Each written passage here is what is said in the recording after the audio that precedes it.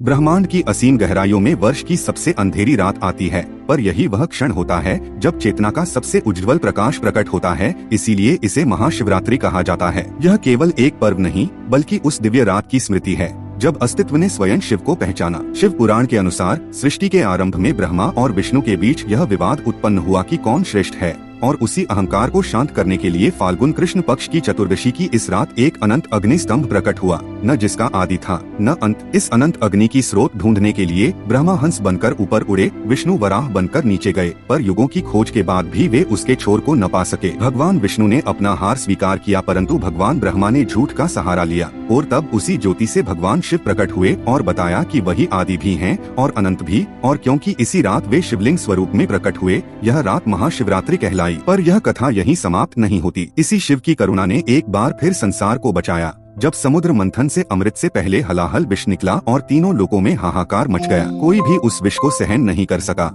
तब शिव ने बिना एक क्षण सोचे सृष्टि को बचाने के लिए उसे पी लिया। माता पार्वती ने उसे उनके कंठ में ही रोक दिया और इसी तरह से शिव नीलकंठ कहलाए। परंतु उस विष की तपन को शांत करने के लिए देवताओं ने पूरी रात जागकर शिव की आराधना की। यही जागरण की परंपरा बनी। यही वह रात भी मानी जाती है जब वैरागी शिव और शक्ति स्वरूपा पार्वती का विवाह हुआ, जो था पुरुष और प्रकृति के पूर्ण संतुलन का उत्सव। लेकिन मित्रों, इन कथाओं के पीछे एक गहरा आध्यात्मिक विज्ञान भी छिपा है। महाशिवरात्रि की रात ग्रह नक्षत्रों की स्थिति ऐसी होती है कि पृथ्वी पर ऊर्जा का स्वाभाविक ऊर्ध्वगमन होता है। यदि मनुष्य इस रात रीढ़ को सीधा रखकर जागृत रहे तो वही ऊर्जा उसके भीतर ऊपर उठकर आत्मिक जागरण में सहायक बनती है। तो मित्रों, आज के युग में जब मनुष्य तनाव, भय और नकारात्मकता का विष प्रतिदिन पी रहा है, महाशिवरात्रि हमें यही सिखाती है कि शिव की तरह उस विष को अपने भीतर हावी न होने दें, उसे चेतना के कंठ में रोक लें। जीवन की भागदौड़ के बीच एक रात रुककर स्थिर होकर अपने भीतर झांकना ही सच्ची शिवरात्रि पालन होती है, क्योंकि शिव कोई बाहर की शक्ति नहीं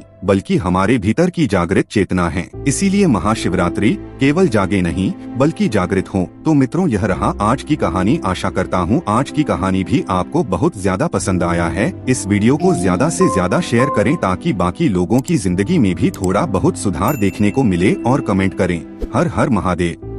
आपको हमारा यह वीडियो पसंद आता है तो हमें आप अपना आशीर्वाद यहाँ पर दे सकते हैं। बहुत बहुत धन्यवाद। नमस्कार।